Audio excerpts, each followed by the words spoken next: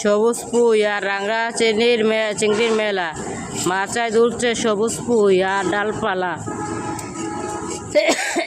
তার ছড়ানো পাতায় পাতায় বৃষ্টির জল, মুক্ত দিয়ে জড়ানো ডাগর ডাগর সবুজ পাতা, নরম কচি ডগা।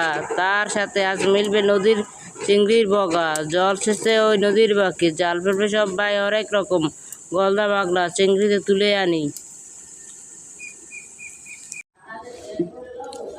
নরম কচি ডগা, তার সাথে মিলবে নদীর বগা। জল শেষে ওই নদীর বাঁকে, জাল ফেলে সব ভাই হরেক রকম, গলদা বাগদা চিংড়ি তুলে আনি। গোপ জোড়া, তার লম্বা ভারী রঙের, গায়ের রংটি লাল, পুঁইয়ের সাথে জমবে ভালো রান্না আজকাল।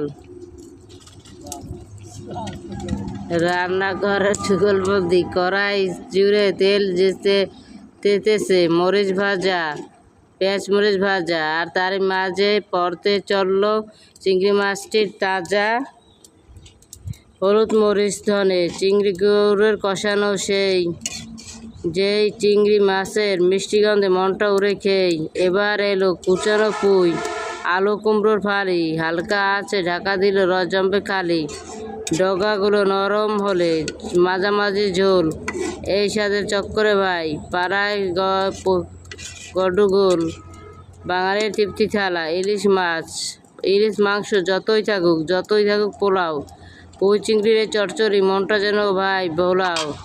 দুপুরবেলা রোদের মাঝে থালা ভরা ভাত, এই পদের ছোঁয়ায় যেন জুড়ায় মাতুল হাত।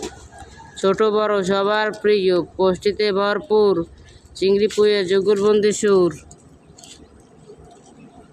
তোলে সমুদ্র বাঙালিয়ানায় বেঁচে থাকা হাজার এমন পদে, পুঁই চিংড়ির এই স্বাদটি যেন রয় বাঙালির হৃদয়ে এক নজরের পথ। পুঁই শাকের নিঃস্বার্য এক চমৎকার স্বাদ,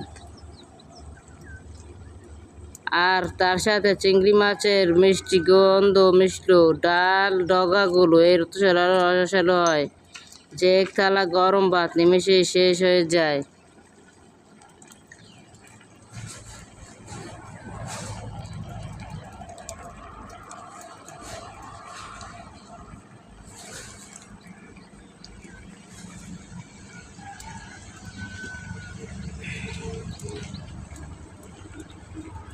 দাওর ওই জায়গা থইছে আর তুই কইছি আর 2-3 রান্না যাবে না, আবার তো ভালো লাগে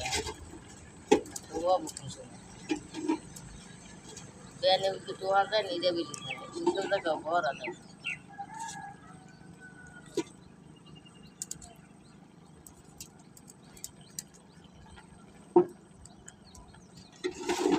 বাতাস চড়ছে।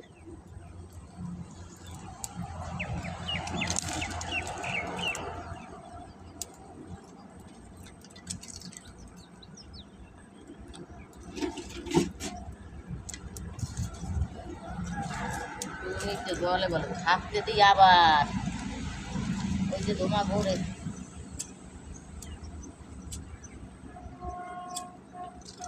ওরে ধোঁয়া ঠেলা যাইতে পারিনি।